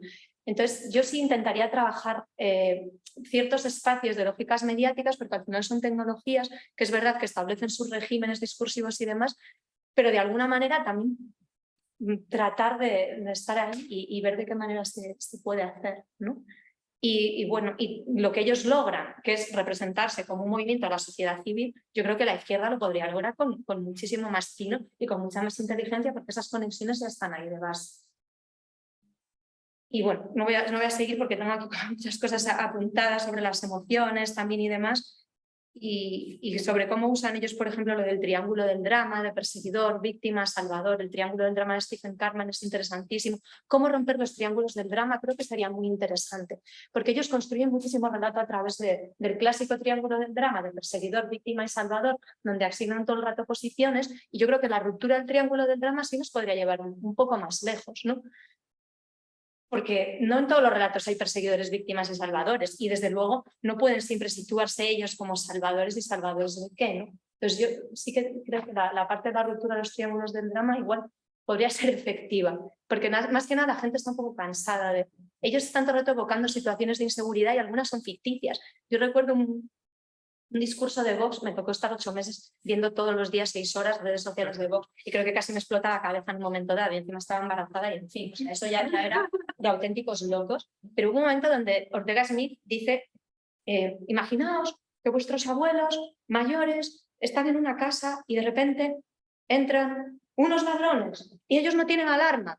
Claro, el discurso de las alarmas, que los escuchamos en todos los medios mainstream, que están diciendo que te pagas una alarma, que además es baratísimo, que te hacen una oferta, si además te coges la luz con no sé qué y tienes tu alarma, y dicen, imaginaos que a vuestra abuela la palean y a vuestro abuelo no sé qué, ¿qué haríais? Y era como, Dios mío, vamos, en uno de los países más seguros del mundo como este, o sea, ¿qué es lo que me estás contando, no? Y yo pensaba, pero a ver, o sea, ¿cómo nos están dando la contraparte de alguna manera, ¿no? Y siento que a veces no se le da la contraparte en este tipo de cosas y me quedo como un poco alucinada, ¿no? Igual que construyen a la mujer exclusivamente desde todo el rato conceptos como madre, hermana, hija, o sea, una serie de cosas que son realmente, ¿no? Que dices, es que se le tiene que dar la contraparte de alguna manera. Y hasta ahí. Muchas gracias.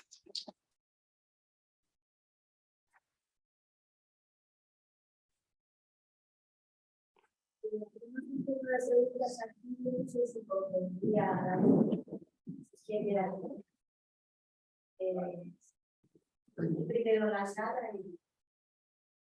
y alguien. Tenemos estamos viendo el chat, si alguien escribe en el chat o quiere intervenir, que lo levante la mano. O yo qué sé, o aquí.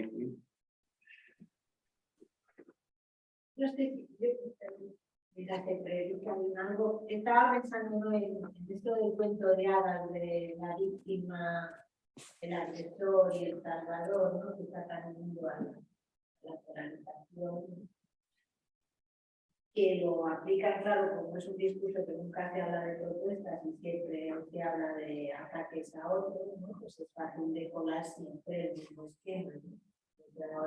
Ayer era Irene Montero, liberadora de violadores, los salvamos, nosotros salvamos aquí ya contra él. Pero no me queda tan claro cómo se puede romper ese esquema que está tan metido en nuestra mente desde la infancia, a menos que no elimines un montón de cosas antes, la personalización del discurso, la polarización, no sé cómo se podría desmontar eso. Pues es que lo pienso mucho, ¿no? Por ejemplo, recuerdo, hay un meme de Vox, es que usa muchísimo los memes, es brutal, o sea, tiene una capacidad también para... O sea, el discurso evidentemente es, o sea, siempre, o sea, un signo siempre nos está remitiendo a otro signo y todo este tipo de cosas que conocemos. Pero tienen como una habilidad para manejar, por ejemplo, pues, como lenguajes muy simplificadores, ¿no? Entonces yo a veces pienso, bueno, ¿cómo puedes tú de alguna manera hacer ver a la gente que no todo es tan simple? Y tienen un meme, por ejemplo, sobre la inmigración, que es el cuento de los 5 dedos de la mano. Entonces dicen, salió de su país para poder vivir en otro país. A través de una mafia la ayudó y no sé qué, no sé qué, no sé qué. Y yo decía, pues que yo cogía esto y entonces lo ponía, pero con ellos, ¿no?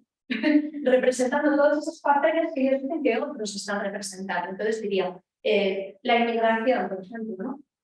Un fenómeno tremendamente complejo que ha existido desde siempre, lo que sea. Entonces digo, personas que buscan, claro, personas que buscan un futuro mejor. ¿Qué harías tú si tus hijos en este caso no se estuvieran muriendo de hambre? O por ejemplo, yo soy gallega y o sea, en Galicia hubo un momento donde había más gente fuera que dentro.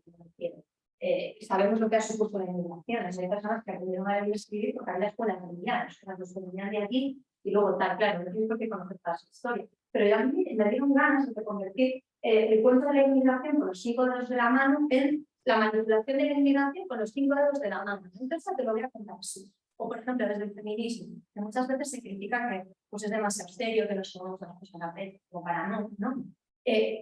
Pues ellos, por ejemplo, tienen un humor que es súper destructivo, y el humor siempre ha estado ligado a la política. Entonces, a veces dices, bueno, ¿cómo molesta el humor precisamente a desarrollar todas estas cuestiones, ¿no? Y pues la insultan de ciertas maneras, que lo que hizo una intervención de Ángela Gutiérrez, que me parece súper interesante, donde ella decía, fijaros lo que me han dicho, ¿no? A cada cual menos creativo, pero fijaos qué grupo tan creativo, que me llaman ballena. Entonces decía, no estaba hablando de ninguna de las medidas que haya podido adoptar, sino de meterse y tal cual. Y entonces dice, cuidado, que no me acerca la cosa que me van a clavar un arpón. Y decís, ostras, pues si parece que no, pero desde el humor, por ejemplo, se pueden subvertir un montón de esos marcos, ¿no? Entonces, bueno, estoy dando unas pinceladas como muy básicas, diréis, pero yo misma después de utilizar todo eso tantísimas veces me pregunto, ¿cómo se puede hacer? Porque las lógicas mediáticas y discursivas yo creo que va a ser muy difícil subvertirlas en los espacios pues, de los medios, ¿no? Donde sabemos que hay una serie de grupos a nivel mundial que controlan todo y donde hay personalización, campañas activas, etcétera, etcétera, etcétera, ¿no? Pero igual yo puedo romper el triángulo del drama, desde el propio triángulo del drama, explicando que esos papeles que se han asignado no son tales, ¿sí? Como cuando Trump decía, our movement, y nadie le llegó a criticar que eso no era ningún movimiento. En un momento. Digo, los medios más tradicionales. Sí, muy bien, es que también hay que pensar como que, y eso es parte del poder. Él construye un movimiento, pero es lo que tú dices, muy artificial. Él nos viene a explicar que es un movimiento como espontáneo, que surge de la sociedad civil porque tiene una necesidad, y entonces él es una herramienta más que ha surgido de ahí. Yo creo que para entender, digamos, algo de lo que está sucediendo aquí, porque como que están las lógicas campistas, las lógicas populistas de derecha excluyentes a los neofascismos, tienen un elemento también de movilización social. Sí, claramente. De que, o sea, de molecularidad de la, digamos, que hay un compromiso con ese modo de pensar y hay una racionalidad terrible, excluyente, basada. O sea, lo que creo que distingue la propaganda fascista de la propaganda conservadora es que hay una perversa relación de nuevo entre medios y fines, que yo creo que para mí es un tema a la hora de pensar, bueno, que efectivamente o sea, hay discursos de comunicación, discursos de poder. Creo que la propaganda que se hace de abajo arriba no es la misma que se hace de arriba abajo, porque creo que la relación entre medios y fines es diferente, no es lo mismo obviamente hacer propaganda teniendo televisión que teniendo cartones. La propaganda, incluso las propias tecnologías de comunicación son muy diferentes. Las formas de la propaganda de izquierda, bueno, la propaganda emancipadora tienden a ser diferentes de las formas de la propaganda conservadora. Y creo que lo que caracteriza históricamente a los movimientos emancipadores es que consiguen encontrar un equilibrio entre medios y fines. No es una cuestión de comunicación estratégica, no puedes desvincular digamos, un mundo de lo que dices que es tu mundo. Y de una manera perversa, el fascismo hace algo semejante, pero desde luego, claro, como hay un compromiso con estas formas de pensar que no es pura estrategia, no es puro cinismo, no. O sea, hay un compromiso para sostener la verdad de esos discursos en la vida y con los cuerpos, ¿no? Lo cual es lo que lo hace precisamente peligroso en el sentido más. De la palabra. A mí me resulta curioso porque si todas las cosas está construido Vox, como tú dices, es un artificio absoluto. Pero luego en realidad ellos están logrando proyectar que en parte es un movimiento de abajo arriba. Y eso es lo que es realmente alucinante. Y es que parte no es. Porque en parte conecta efectivamente con un sector de la población que efectivamente siente que la corrección política, el feminismo y todos los movimientos sociales les han impuesto una realidad con la que ellos no están de acuerdo, claro. Y efectivamente juega bien. Decimos lo que tú piensas, y claro, en estos sectores, claro. Otra cosa es que sea un discurso mayoritario. Y también yo creo que el triángulo de la víctima y de la víctima se puede dar vuelta aplicando a ellos.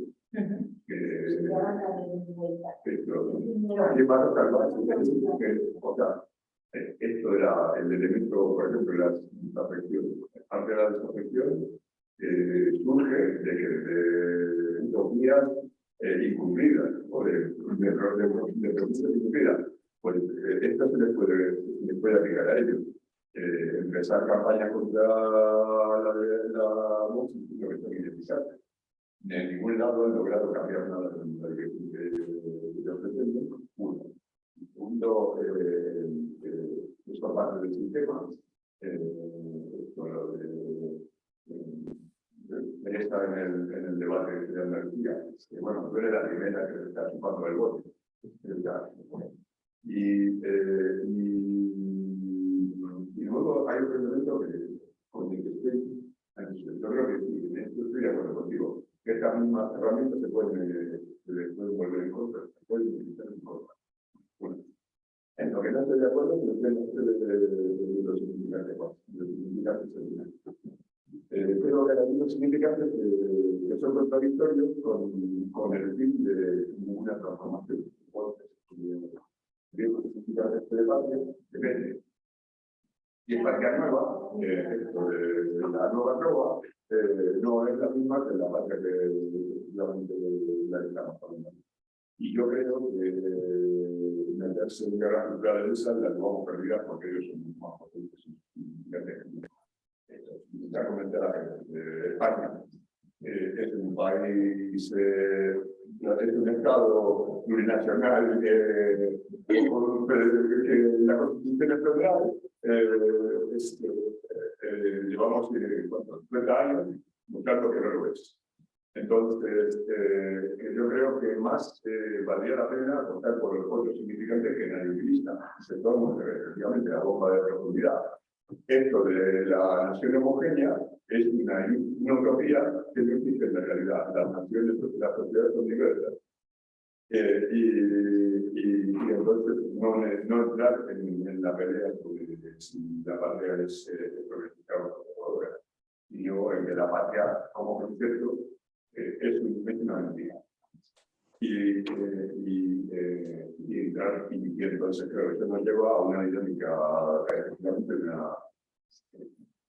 una estrategia de comunicación que es rompedora con esas tendencias conservadoras, porque es negar de base algo, o sea, el elemento básico que se plantea, ¿no? Una sociedad, una cultura homogénea, porque eso no existe en ninguna parte ni nunca Lo que sí es imponer una sobre otra, que es la forma que se estudió la nación moderna.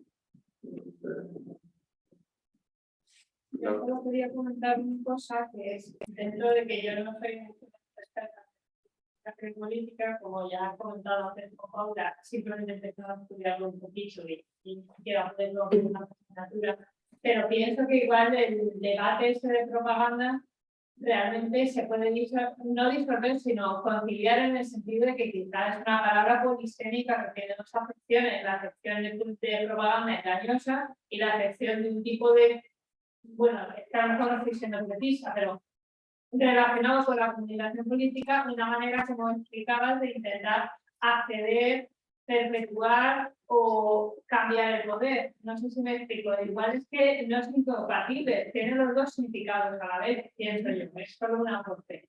Sí, bueno, pues es la que me suena. En la comunicación nos clasifican por este tipo de cosas. Lo que se es la posición de promover una discusión que Claro, si la misma una comunicación que parece más enseñar que para la universidad estamos hablando de comunicación.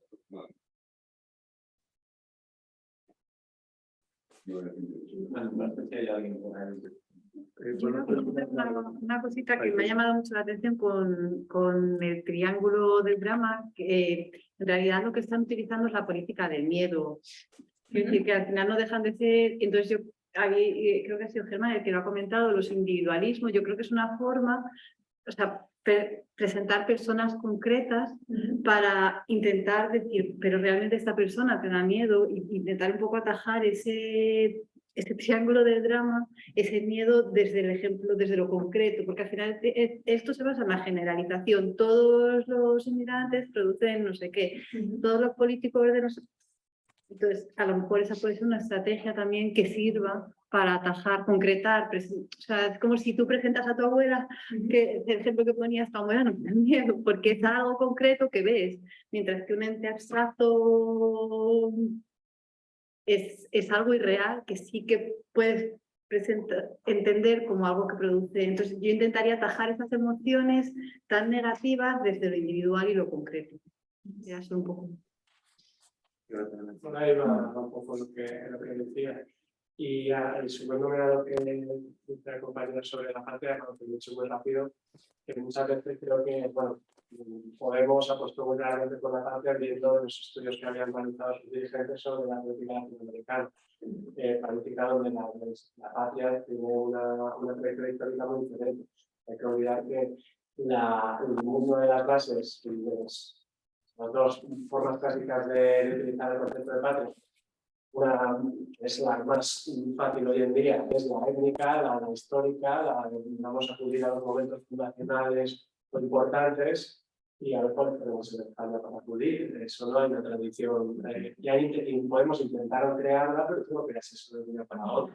Entonces, a día de hoy, o bien crear una patria en base a unas instituciones nuevas, como hicieron Francia y Estados Unidos en su momento, creando, digamos, la democracia representativa y basándolo en la república, democracia moderna, o no, o sea, no tienes unas bases en las que crearlo. Entonces, en cuanto hablas de patria, la gente está pensando pues, en los sitios históricos de Pelayo y de todas las cosas que hablamos todo el rato. Por eso creo que no es un...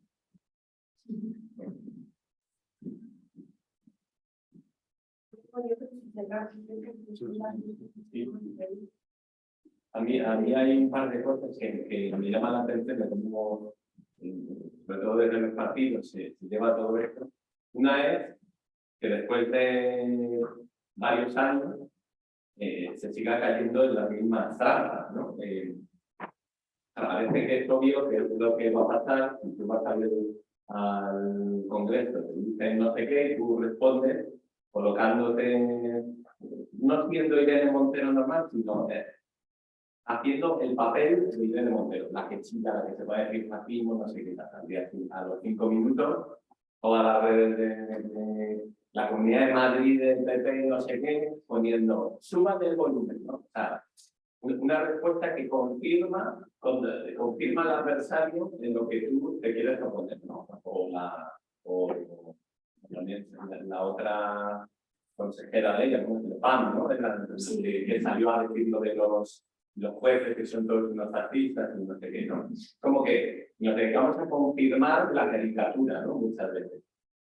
Luego, ligado a esto, creo que tenemos otro problema, que es el del tiempo de las noticias en los medios y sobre todo en Internet. Que, bueno, yo recuerdo en la época de Carnera el famoso tema de la cabalgata de los Reyes Magos, que era una cosa absolutamente ridícula. Pero ¿cómo puede ser que todo el mundo está hablando del traje de los Reyes Magos? Entonces aquello duró un par de días. Y entonces, en esos 2 días, el ayuntamiento, Carnera, eran espantosos. Entonces, si se hubiera quedado ahí, ¿qué es lo que suele ocurrir? Que eso se hace un incendio, nadie responde a eso, y entonces el incendio que queda, pues son los ridículos que no nos entienden. Tuvimos la suerte de que a la Cayetana Álvarez de Toledo, a los 3 o 4 días se le ocurrió decir lo de Manuela Carnera no te lo perdonaré jamás. No sé qué. Y de repente la noticia se empezó a girar, y cuando se giró, la noticia vino a nuestro favor. Porque claro, esto es como los trucos del guionista, ¿no? Si tú muestras una realidad, si cortas el montaje aquí, este tío es un cabrón, un asesino, que pero si ves a rodar y luego ves la complejidad, no, pues en realidad el tío estaba un poco condicionado porque ha perdido el trabajo, ¿no? Pues este contexto solo está cuando estiramos la noticia. ¿Qué ocurre? Que la estrategia básica de la izquierda es hostia, el incendio que es capaz de, en vez de usar el incendio y que la noticia esté y pum, pum, pum, y a las 3 semanas todo el mundo dice, pero si esto no es verdad, hay una complejidad detrás, hay factores, ¿no? Esta complejidad que sería, de alguna manera, ese debate que estamos diciendo racional, es que es imposible de detener. Por ejemplo, esto de los violadores que dicen ahora, pues dentro de 2 meses no habrá ni uno en la calle, todos los jueces estarán aplicando las normativas como se aplicaba la ley y ya está, y nadie le dará la razón a Irene Montero, que dará la imagen de que se ponen a chillar o que si los jueces no se siguen no se pagan. Pero a mí esto es una cosa que me alucina, que no se haya aprendido a manejar cosas que son más o menos elementales, o sea, que no hay Hay dos temas y hay temas en los que no puedes hablar. Muchas veces temas de seguridad, de inmigraciones, son temas que parece que no les convienen para nada. Pero insisto, pero eso es lo que creo. Eso es lo que creo. Pero porque controlar la agenda, porque en lo gordo, en lo grueso, en el primer impacto, perdemos. Pero cuando tú sacas a los jueces, como una vez sacaron en el programa de este 4 a explicar cómo era lo de la ocupación, no sé qué, después de 2 años de repente empiezan a aparecer matices. Sí, pero eso está aquí. Estamos enfocando siempre en la cuestión como si fuese un volumen de técnicas comunicativas, como si pudiéramos usar las técnicas comunicativas mejor y nos despistamos que el espacio donde se va a tener de discusión ya está grabado. No se puede arreglar este juego, porque no tienes no es un juego, digamos, de 11 contra 11, no tienes 11 jugadores en ese juego. Los comentaristas que van a asumir supuestamente tus puntos de vista los van a usar contra ti. Los comentaristas de izquierdas no son comentaristas de izquierdas. Como que hay toda una cantidad de, digamos, dispositivos mediáticos que están incorporados a esa conversación que hace que vaya esa persona. Claro, yo creo que en ese momento viene a valorar tú mismo has dado los ejemplos contra ejemplos. Claro. De 15M. Pero entonces, efectivamente, este es un círculo sagrado hasta el punto que lo logra romper. Claro. Y la pregunta es, ¿dónde lo quebras? Porque en el 15M, la continuidad de la movilización y que hubiera, y que la propia Fuerza dijera que 60%, incluso todos los del PP estaban a favor de eso. Pero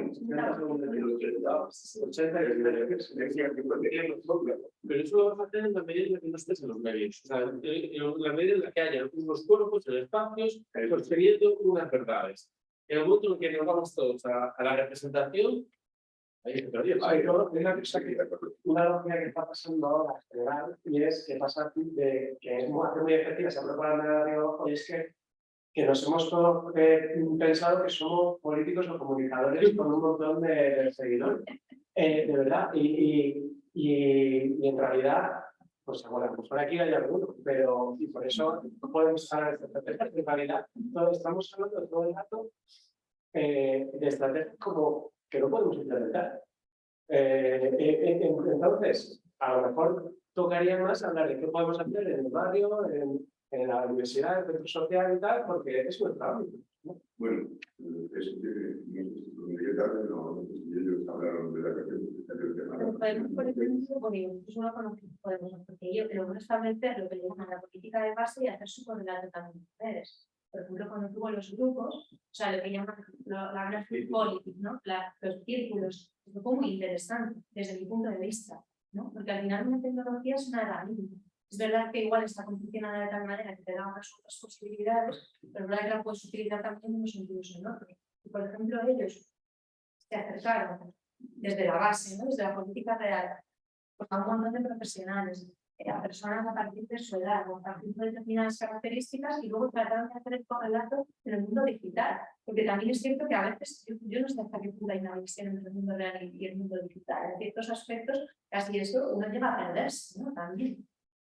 Entonces, o sea sí entiendo mucho de lo que decís y entiendo que hay que hacer mucha política de base, ¿no? y que es necesario, pero creo que no sé si se puede renunciar, aunque se vaya a hacer, no sé si se puede renunciar a estar en ciertos espacios. ¿Se puede renunciar a estar en ciertos espacios? No, yo creo que no. Me parece que tenemos que poner la posibilidad. No puede, pero como dejar de paso consigo. Igual, No, mirar otra gente que hace la política convencional. ¿De qué estamos hablando? Entre nosotros estamos hablando de la política. Manuel está escuchando. Claro, yo tengo más de acción en mi clase. Claro, pues yo en mi clase intento explicar estos conceptos y ciertas ideas de manera que sean asequibles. Les explico cómo se cambia el concepto de mini al de precariedad performada. Eso fue gracias al ICM, ¿no? O sea, cómo se aplicable esa metáfora, en base a qué tal, pues sí, claro, en esos ámbitos puedo trabajar, en la asociación del barrio, etcétera, también, claro. Pero muchas veces, incluso ahí, implementando...